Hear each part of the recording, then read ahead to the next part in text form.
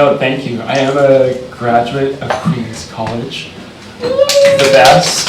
Yeah, a lot of good memories. And honestly, I think the experience was more formative than I've ever given it credit for. And I feel like I've been coming to realize that more and more in my life. So when Rob came knocking with an idea of gathering friends at the Battery Cafe on a Monday night in St. John's, around Queens, and the ideas and the imaginations of the place, I thought, what a privilege. I would love to do that. So, I just want to open and be honest. I am very nervous. I haven't stepped into if I may use this word very loosely, at all of a religious setting in a number of years. So part of me, I think, has been experiencing life on the other side of that. So to step back in, you guys couldn't be a warmer group of people to do that with. As you know, as you all walked in, I was like, oh, this feels like a wholesome night. So I appreciate you making space, the invitation, and a lot of what I write and a lot of my story is, formed around the Christian narrative, the Christian language. And I think often those metaphors seep into what I'm talking about. And I find I'm trying to create in places where that's kind of meaningless. So to come back somewhere where it is definitely something we probably have in common is it kind of feels extra special for me and intimidating because you guys will know what I'm talking about. So, so let's explore the ether.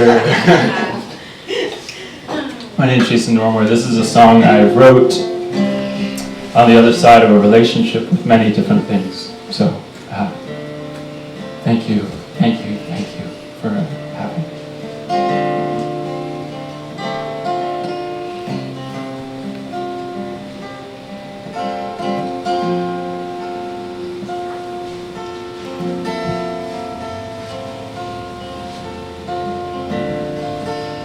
Left the stars in the sky for you.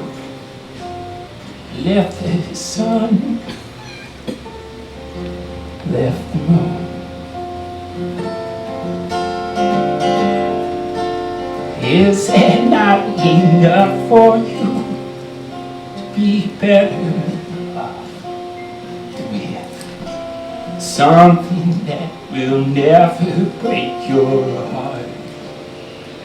And there will be a rise at every start. And in the end, all will settle in. New things take time to feel. New things take time to heal. In the end, all will settle in.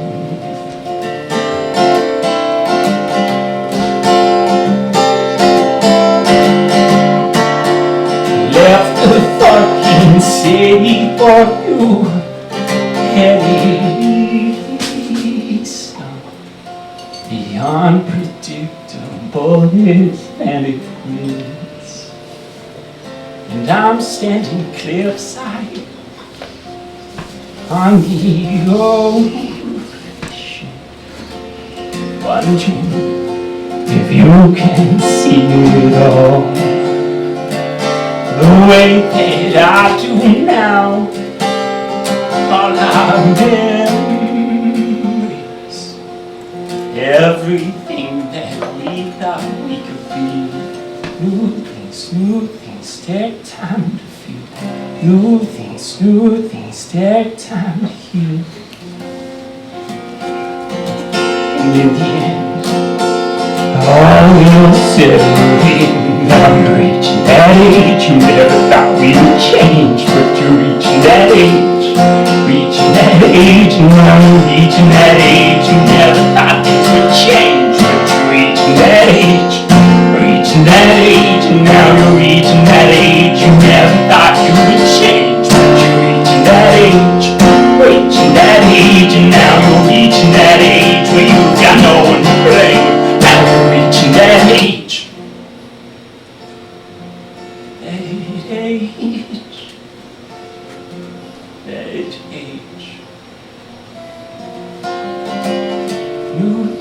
New things take time to feel.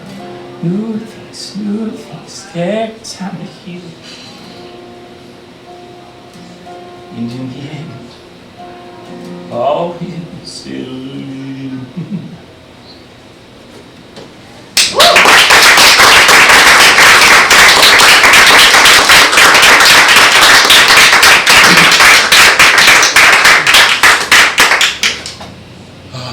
It's always good to shake it out at the start. Remind yourself of something, I guess. Yeah, you know, I never thought about what I'd say about Queens, and then suddenly I saw all of them, and I was like, I guess it's a good time to articulate it. You know, truthfully, there were some people along the journey of Queens that shaped my imagination and perception, and the shape of how I enjoyed and created life in a way that I've never experienced anywhere else. You know, it was challenging. There were conversations I was in where I was like, shut up, this is so stupid. But there were conversations that were also so humbling, right? And open your mind. And you sit in a room with a bunch of people who maybe you don't cross shoulders with every day. And I was given a lot of space at the table. I was given a lot of encouragement in my voice and in my writing. And without it, God, I don't even want to know. So to get to share that here this evening is all the more special. This song is called Song of Songs. You know exactly where this is going.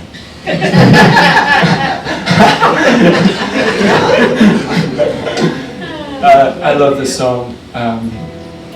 I put out an EP last year called Song of Songs. Just thought it'd be a fun move to make. And my one friend listened to the whole thing, and he was like, I really like new things. He's like, I like this song, I like this song. He's like, but Song of Songs? I don't understand that one. What's going on there? I think Song of Songs is probably my favorite thing I've ever written. So it explores certain characters you grew up around, stories that may have shaped you. So thank you.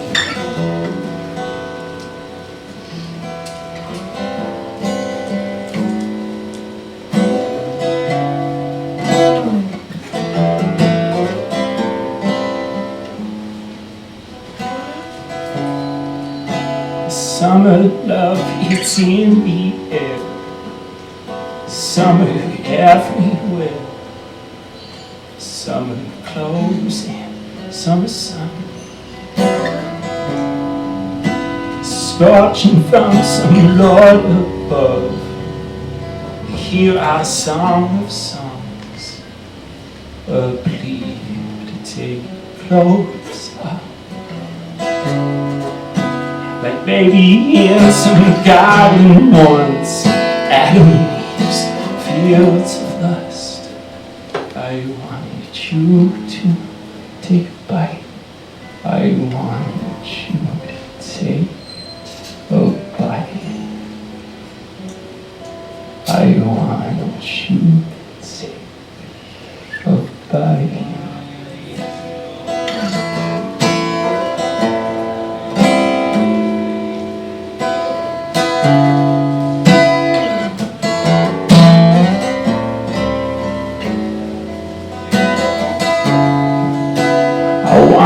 Dance like David dance.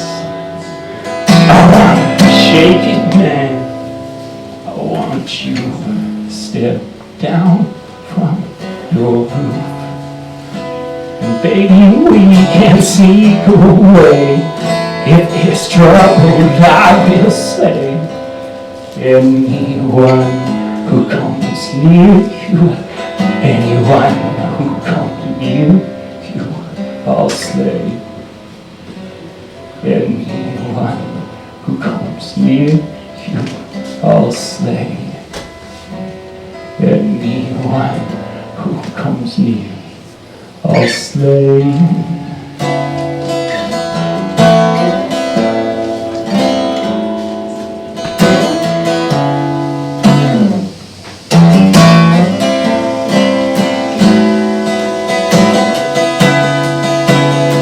There was a drunken man made up to his daughter's hand. They put it in scripture. Well, say we've got no family blood. I am holy just because I pass through your waters. I will pass through your waters again. I will pass through your waters again. I will pass through your waters again.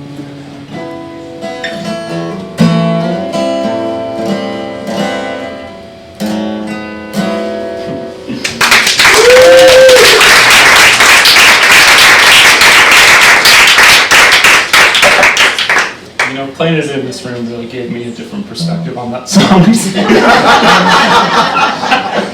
You're welcome. Yeah, truthfully, thank you. I'll be honest, tonight was one of those nights that for the past week, whenever somebody would ask me what's up, or what are you thinking about, or what are you doing, I'm supposed to be working my full-time job. I was thinking about tonight, man, I couldn't wait to do it, sincerely, so thank you. From the bottom of my heart again for having me. I don't know, somewhere along the line I just thought, man, forget it. I'm going to call myself a poet.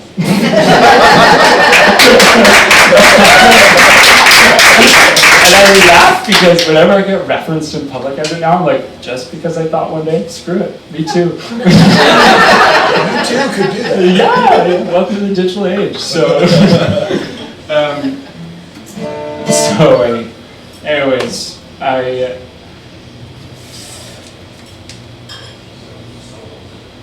think just realizing how much metaphor saturated and shaped everyday conversation and thoughts, and you're spending so much time learning about these things. It's become a part of the language I even speak to myself. And so I sometimes for me there's a very thin line between poetry and maybe kind of prayers, in the truest way of there's something that I think when you make space for it rises out of the depths of who you are. And if you can find a way to put language to that, I think we all know how meaningful that is to life. And so poetry has been a savior in itself in my own journey through, existence, as we all have the pleasure of meandering through. And so to even get to share some of it, thank you. I try and memorize some of them, and I'm going to try my hand at this one, and we'll see how it lands.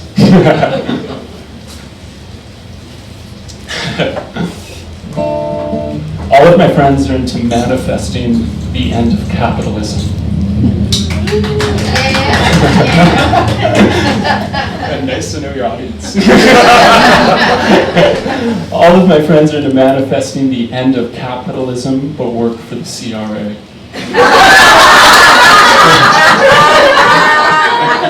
It is depressing what can happen when you reside in a system and you've got to get paid.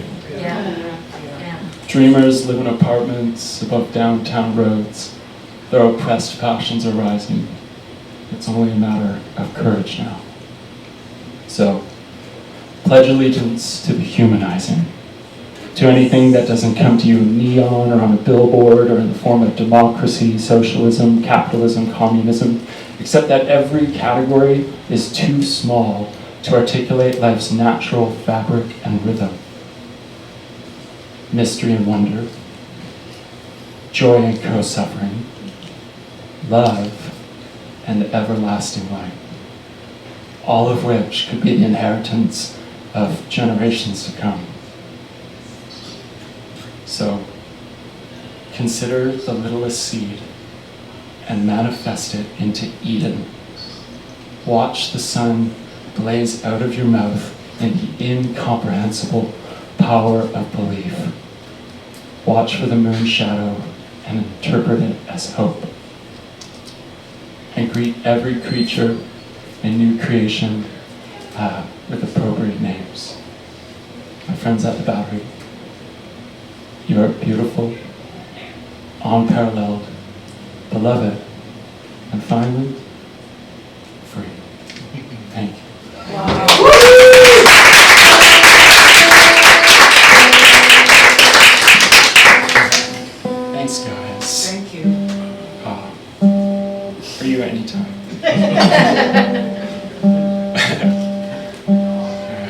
Let me just, I've been in this tune. Wow. There we go.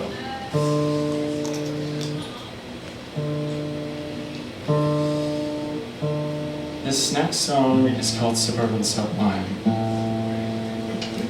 I wrote it, actually, when I wrote it? It was in my 29th year. I was just about to turn 30.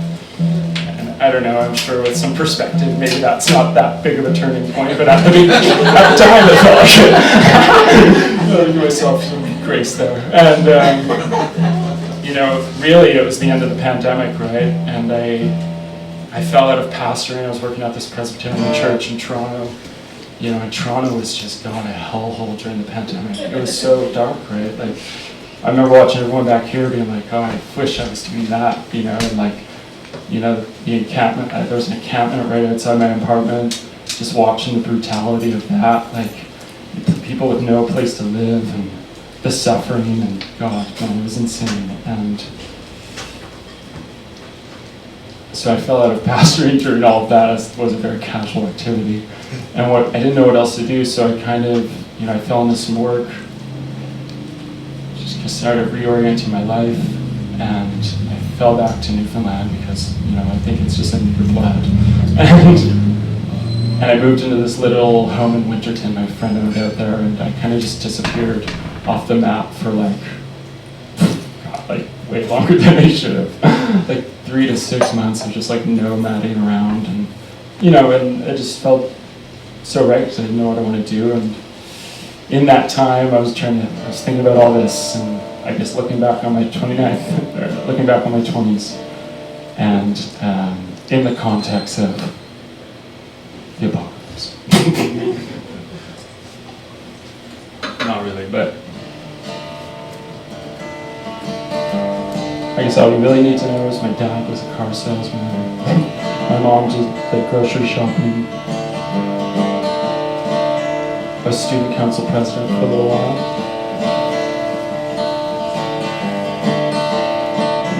And it's about the last election.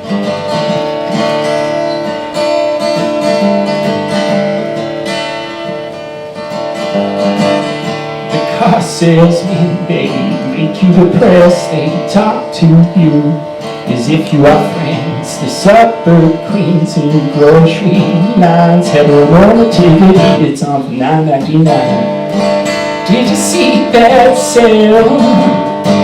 Did you see that sale?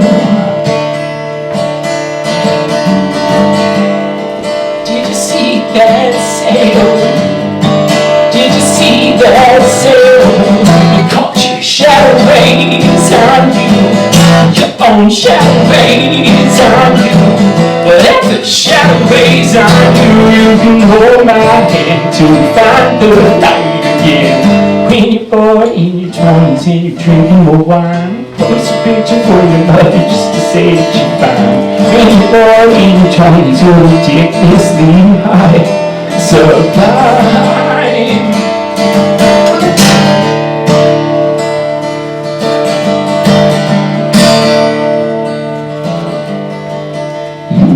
To school and took on deck. Government gave you what they had.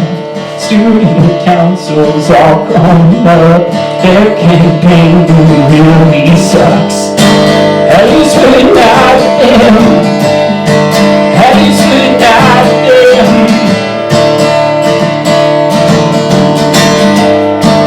At least we're not them. At least we're not them. Shadow rays on you. Your own shadow rays on you. Whatever the shadow rays on you, you can hold my hand to find the light again. When you're 40 in your 20s and you're drinking more wine, post a picture for your mother just to say that you're fine. When you're 40 in your 20s, you're ridiculously high. Sublime.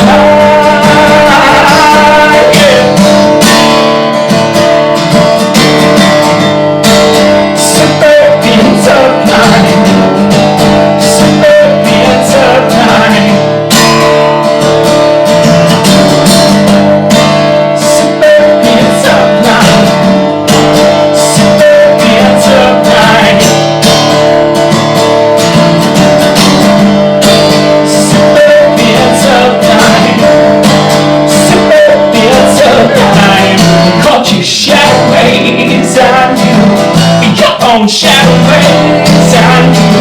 Whatever the shadow ways on you, you can hold my hand to find the light again. When you're bored in your 20s and you're drinking more wine, post a picture for your mother to say that you're fine. When you're bored in your 20s, you're ridiculously high. So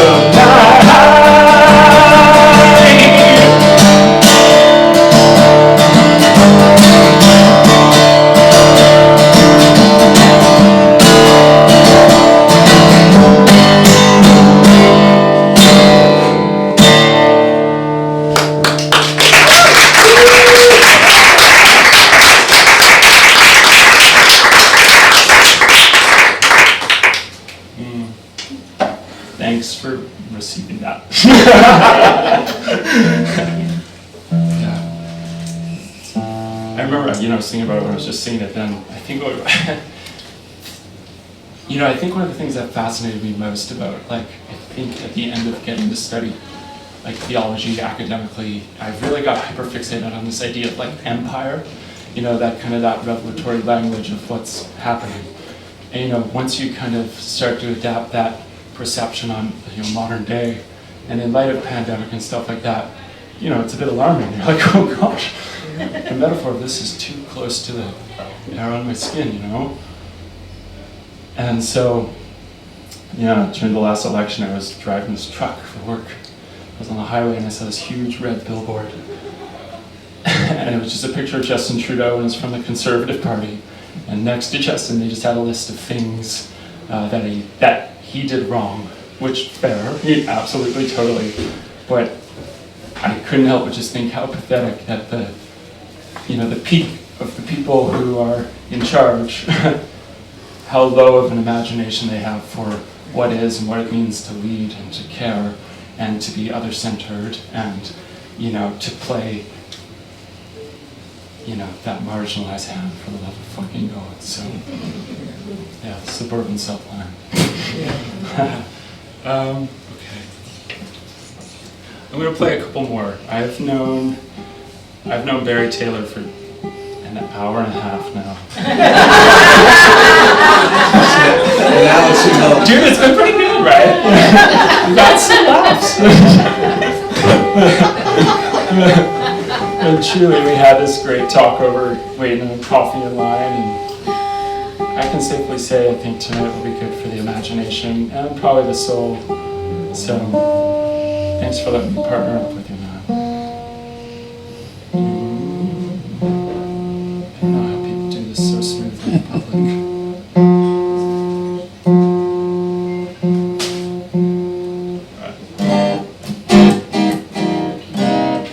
Sometimes when I write music, I have to remind myself, music comes from a very specific part of my life. I was a worship leader for most of it, right? And so grew up doing that like many people.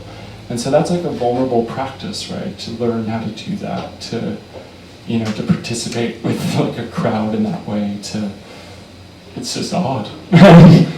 So sometimes I do find myself going back to maybe songs that have always meant a lot to me, and playing them, just in the lonesome of myself, and just being reminded of where I feel like some of the best music comes from, right? That place of the soul.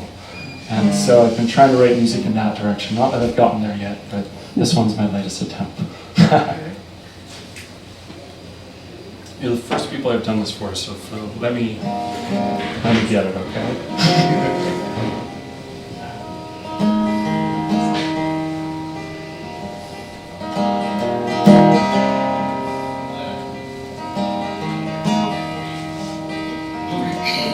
Say my name, love. I feel it in my soul. Say my name, love. Rock and roll. Say my name, love. I feel it in my soul.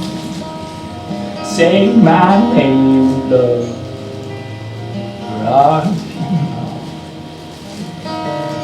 When there's trouble, help is on the way.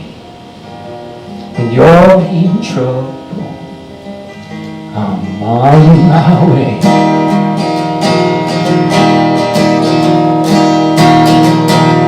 When my lives come to inevitably.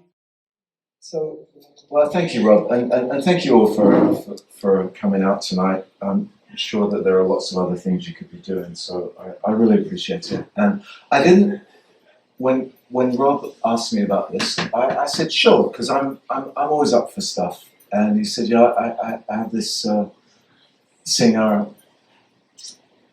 And I said, oh, great. And he told me Jason's name, and I purposely decided not to find out anything at all, because I like surprises in life, even if they don't work out. Thankfully, tonight worked out.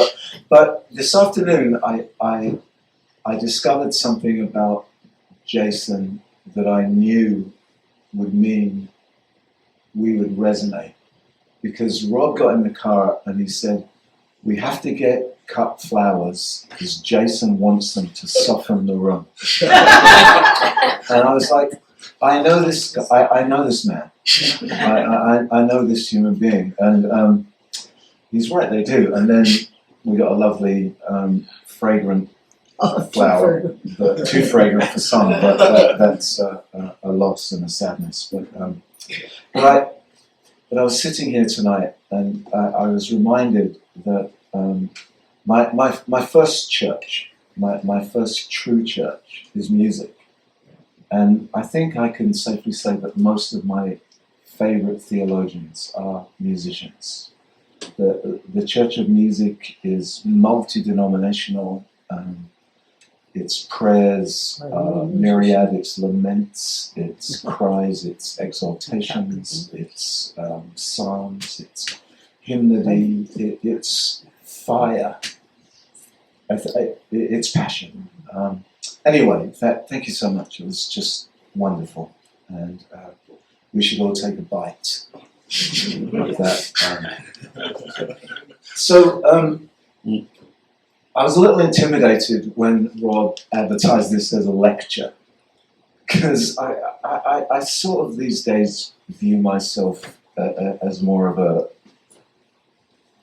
a talker. I just kind of sort of say, this is what I'm thinking about, and usually it's what I'm thinking about on the way to thinking about things more. And but when he said, do you want to do a public event? And I said, sure. And he said, well, what do you want to talk about? And I said, well, what do you want me to talk about? Because you know where you live and I don't. This is my first time here in St. John's, hopefully not the last. But there are things we all have in common, but there is also unique things that we all face. And he said, well, I really think it would be great if we could talk about the change and the struggle that we have with change sometimes. And I was like, I've thought about that quite a lot. And given that the entire world seems to be crumbling at the edges and we're all sort of perhaps holding on and trying to let go and not quite sure of what to hold on to or what to let go of, both personally and socially and culturally, politically, economically, it seems like a timely subject. So I'm just going to tell you something that I've been thinking about lately about how we might change the way we think about change and how we get there when change seems like the hardest thing to do. The conference, the symposium that we've been doing here has been it's called Radical In/Possibilities. And I think change is the same. It feels impossible. And yet I think it's that impossibility that it might be the place where the possibility lies. But anyway, so for about 8 months between 1965 and 1966, so a while ago, it was a never time for some in the room, or some time for other of us in this room. The Canadian poet and writer Leonard Cohen, went to Greece. He went to Greece to a home there to write his second novel. And for 8 months, he made a ritual of his life. And he fasted and took amphetamine to try and foster an environment of kind of mad, almost manic creativity to write this book. And he wrote a book that failed and nobody liked. And it was the last novel. It was his second novel and the last one that he wrote. And this was before he gained fame as a singer and a songwriter, and perhaps we might say a ladies' man. Although I think Leonard Cohen was an all-gender man. But he wrote this book. It was called Beautiful Losers. And I like losers.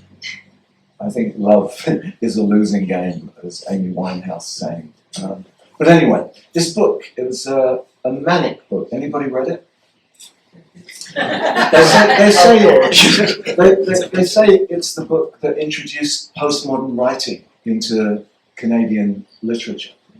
It was a story of a love triangle between a 17th century Mohawk saint and an unnamed folklorist whose wife, who was also native, had committed suicide, and his friend, who was just called F, this mystical figure. And the story, it's Leonard Cohen, so it's erotic sex, sensual spirituality, all coming together in a drug-fueled 1960s, radically, politically, socially, sexually rebellious tale of losers.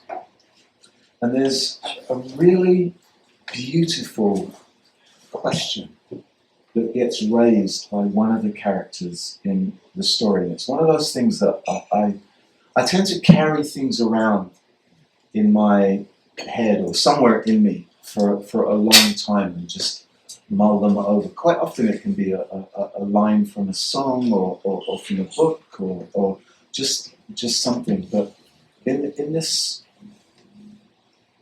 twisted tale, this character raises a question and asks this: how can I begin anything new with all of yesterday in me?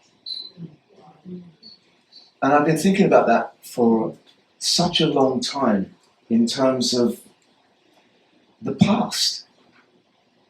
This challenge that we have when the past is something that sometimes we can't shake, and sometimes something that we don't want to shake, even when not shaking off the past is maybe hurting us more than it's helping us. But we're so we choose to live there, and it happens in societies. I mean, the story of most countries is a story of the history of the ghosts of their past that live on in their culture. I mean, in case you hadn't noticed, I'm from Great Britain, a small island with grand pretensions that still lives in the fantasy of empire.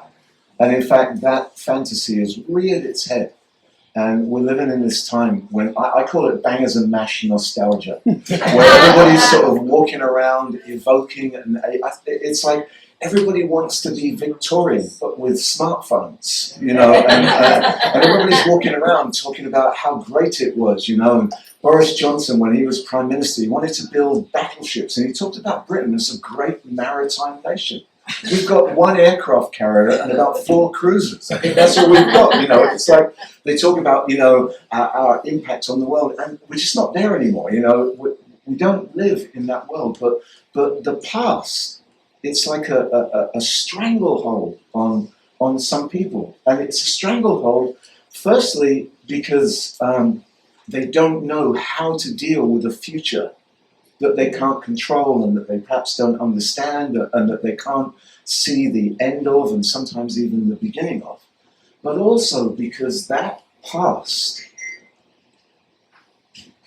loomed so large in their imagination that they've become locked into something from which there seems to be no escape. And we're like that as individuals. The past sometimes is like, it's like curled up like springs, just waiting to pounce at moments and just wrap its invisible threads all around us and hold us back. And sometimes that's exactly what we want. I mean, I'm sorry I keep looking over here because I wrote all, I was going to say something else today, and then this afternoon I just decided to just go in a completely different direction. So, hence, not the lecture. But it seems to me that we get locked into kind of nostalgic melancholies about the world, you know, the good old days, and we resist perhaps change. And we hold on to the past like a death grip, like, you know, Spock with his Vulcan death grip, just holding on. Well, Sigmund Freud made a really interesting distinction between what he called mourning and melancholy. He wrote a book about that, but he made these interesting distinctions, and he said mourning is the sort of progressive overcoming of a loss. But melancholy happens when mourning is incomplete and unresolved and perhaps unfinished. Now, I'm not sure that mourning ever really finishes, but mourning is a kind of process by which we sort of ultimately learn to attach our affections to a new object, a new person, a new venture, a new something. But if that sort of doesn't happen, then Freud said we wind up in melancholy. And melancholy is resistance to a kind of separation from the past. And it can be, you know, I mean, it can be about a loved one. It can be about a thing. I think for a lot of religious people, it's literally the inability to fully and completely mourn the loss of the way things used to be, the way we liked things. You know, I mean, it's the classic story, isn't it, in the world of religion? You know, we fight over moving pianos and organs, and whether or not there should be drums or guitars, you know, but it gets deeper than that. Because when the world starts to shift and it starts to change, and things begin to tear away, and our ideas begin to separate from the world in which we find ourselves, and we hear more and more calls to, we have to make changes. If we're going to live, we have to change. And we sit there and we go, I like it this way. How can I let this go? And so Freud sort of says, you know, that the melancholy person clings to what has been lost and refuses to let go. He said that by taking flight into the ego, love escapes extinction. What he meant by that is, you know, this thing, we hold it so dear that we bury it inside ourselves. You know, ego, the superego, the id. I don't know what all that means. I don't know much about the inside. I just know there is one, you know, of some sort, or an internalization of things, an inner world. But I do know that sometimes we bury these things deep inside. And Freud says, you know, we do that to avoid extinction. But at the same time, we're killing the opportunity to live and love again and anew and afresh. And it lodges there, and the memory around it grows, and it becomes something actually more than it ever really was. It becomes a bit of a fantasy. You know, it's like when people talk about the good old days in any context, it's amazing what gets edited out. Like, I want to live in Elizabethan times. Oh, you like leeches as a medicinal practice? How are you going to deal with the world without penicillin? You know, oh yeah, oh, everybody wore velvet and brocade. No, they didn't actually. You know, most people were walking around barefoot, hunting for twigs and berries to live and eat on. But we don't do that. You know, we romanticize and we generate this kind of fantasy, and it becomes, though, almost a part of our core identity. And we cling to something that actually is already lost and it's already done. And it becomes emblematic, I think, or symbolic of the hesitation that we have as individuals sometimes, and even sometimes as societies, to face change, to face newness, to face difference that always comes in contingency, never with an explanation. I mean, one of the things I have always sort of thought was really interesting, I'm actually going to mention the Bible story here, oh my God. But it's like, you know, I always love that thing, you know, Abraham went out not knowing where he was going.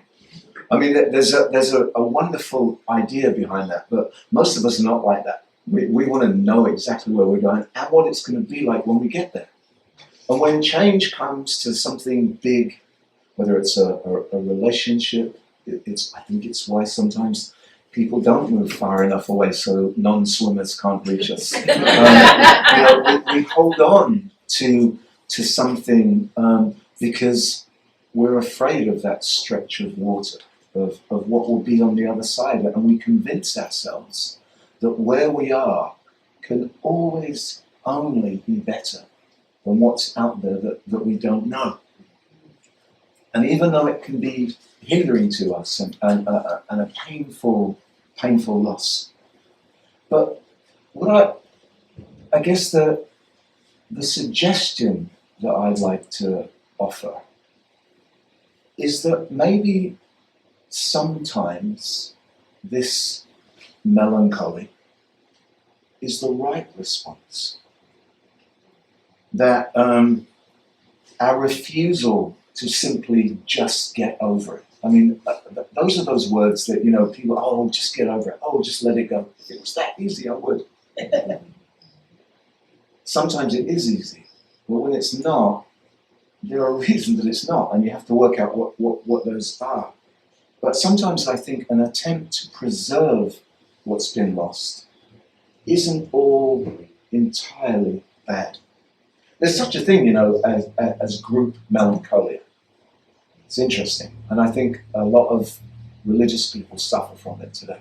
A lot of churches struggle with this. A lot of institutions are suffering from group melancholy. It's not just what people feel, it's what a group of people feel about the challenge that they're faced. I know a fair bit about melancholy, I think. I'm no expert, but I am British, and you know, the French called melancholy the English disease. And one of the greatest books on melancholy was The Anatomy of Melancholy, written by Robert Burton in the 17th century. And it's a tome, and they still keep printing it in Britain. I don't think it outsells the Bible, but, well, in Britain it might actually, but it probably doesn't outsell, I don't know, certainly doesn't outsell Harry Potter. But in that book, Burton highlights two kinds of melancholy. Love melancholy, which we probably all understand because there's probably not one of us in this room who hasn't at some point experienced the loss of some kind of love, and the melancholy that comes along with that, and the challenge of going through the process of mourning that and being able to attach to some new offered love from somewhere. But religious melancholy, and you know, and he sort of said, you know, people get melancholy in religious because they know God is perfect and they're not, so they get sad about that and they can enter into despair. He actually didn't believe that was possible, but he wanted to acknowledge that it could happen. But it was also that sometimes people, because of their religion, enter into melancholy. Maybe because it's not working for them, or maybe because the religion is moving in directions that they don't feel strong enough to go. But I think that unwillingness sometimes to let go is a sign of something. It's a sign that what we don't want to lose has immense value and worth, so much so that we're willing to preserve it, maybe even at the cost of our own selves. So to make change, I think, requires, in a sense, a reordering of our inner world. And that's the creative possibility of melancholy. Now, there's a long history in the West of mourning, melancholy, and sadness. It goes all the way back to the Greeks. And there's very much in the contemporary world the idea of the sort of sad, melancholy, wounded artist, Vincent van Gogh, who cuts off his ear in the midst of grief and sadness and a sense of failure and a loss of everything, and yet manages to dig something up and create the most powerful, potent, beautiful art in spite of that. And there's a sense, I think, in which, when someone's haunted by the past, they get wrapped up and caught up in a kind of alternative world. It's a world that's gone, but it's a world where they fantasize and dream and find inspiration. The artist, interestingly, who's racked by melancholy is the one who fights against it. I think that's what I love about music so much, because much of music, I think, is this kind of fight against it's a battle, don't you think? Writing a song is a kind of fight. It's a fight with yourself, but it's a fight with music, it's a fight with melody. And it's Mozart, Beethoven, or Springsteen. It's the same notes, same scales, but the possible permutations. But you sit there, it's like a writer with a blank page. It's life and death that come together. The writer and the philosopher Julia Kristeva said that imagination feeds on sadness, but a work of art only emerges when the sorrow that triggers it has been rejected and overcome. And that's why she said artists are relentless in their struggle. She said there's a symbolic abdication that blankets them.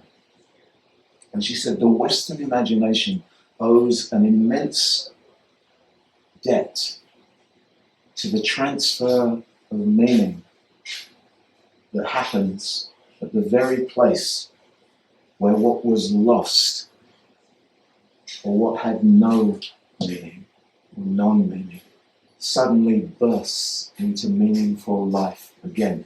Who is that person? Julia Kristeva. I'm not sure. Bulgarian. She's from somewhere. And I think what she's trying to say is that creativity and change are always just one step away from sadness and loss. That it's actually that close, which is why possibility and impossibility, or impossibility and possibility, live side by side, because it's just one step away. That's, I think, what Freud was trying to get at. You go through this process of mourning. You know what you've lost, and what you lost was incredibly important to you. And the sadness at times overwhelms. But if you face the sadness, there's a moment, or there are moments of switching. And sometimes it's a switch back and forth. That's life. It's that always twisting and turning. No happy clappy. It's just life. The blunt brute reality of existence that we are always sort of against the wind, as Bob Seger's saying. Wow. Bob Seger? Where did that come from? Anyway, but so I don't want to take too much more of your time. Another woman, Hélène Cixous, talked about how she came to writing. And she said she came to writing having lost everything. She said, that's the condition where writing became possible for me. That writing is where life and death come together in the hurl of fierce combat, and where in intoxicating moments of imagination and inspiration, death becomes life. Because loss is generative, but it can generate impossibility and it can generate possibility. It can be the end of love or the beginning of love. It can be the end of adventure or the beginning of new adventure. So to go back to Leonard and to go back to Beautiful Losers, how can I, how can you, how can we, how can anyone begin anything new when all of yesterday lives inside of all of us, because we all have history. We all have past, we all have loss, we all have mourning. Some of us have deep, deep sadness and melancholia. Some of us are open but afraid, not just open and affirming, but some of us are closed and afraid. Some of us are holding on so tight that that grip is hurting the fingers of our inner life. So protective we are for what has been. But precisely because we have yesterday inside us, exactly because we have yesterday inside of us, there is possibility of the impossible new. If we're willing to hurl ourselves again and again into fierce combat with what's been lost and what might be, what might come. An impossible future perhaps becomes possible because we all have yesterday living inside of us. I think that'll do.